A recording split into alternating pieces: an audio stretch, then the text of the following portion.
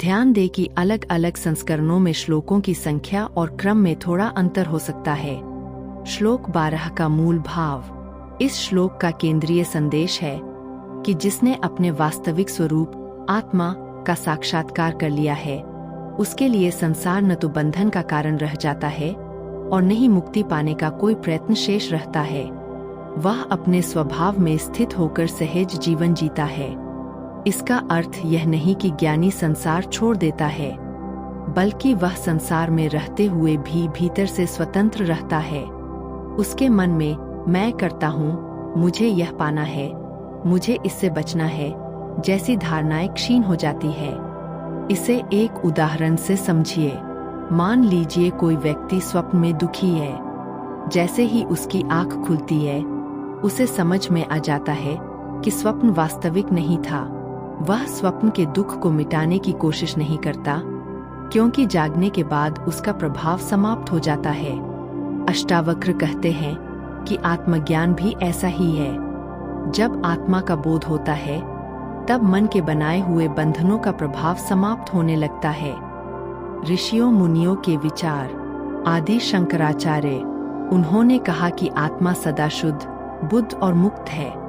बंधन केवल अज्ञान के कारण प्रतीत होता है।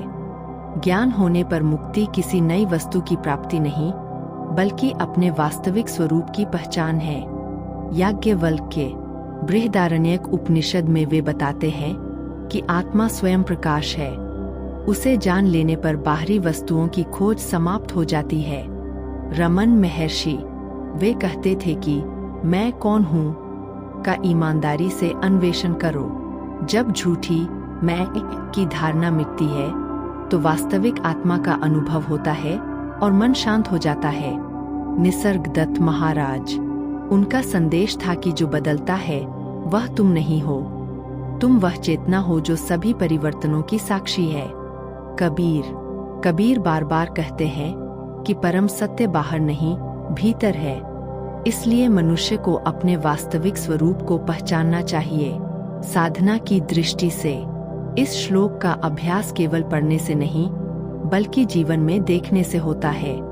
जब विचार आए, उन्हें साक्षी होकर देखें। सुख और दुख दोनों को अस्थायी समझें। स्वयं को शरीर, मन और अहंकार से अलग पहचानने का अभ्यास करें।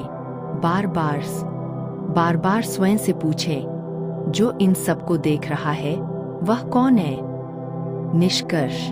अष्टावक्र गीता के इस श्लोक का सार है कि आत्मा कभी बंधी नहीं थी। ज्ञान का अर्थ है इस सत्य को प्रत्यक्ष जान लेना। जब यह बोध हो जाता है, तब मनुष्य सहज, निष्प्रिय और शांत होकर जीवन जीता है। यदि आप मूल संस्कृत श्लोक अध्याय 12, श्लोक 12 के शब्दार्थ, पदच्छेद और पंक्ति दर पंक्ति व्याख्या चाहते हैं, तो मैं वह भी विस्तार से प्रस्तुत कर सकता हूँ।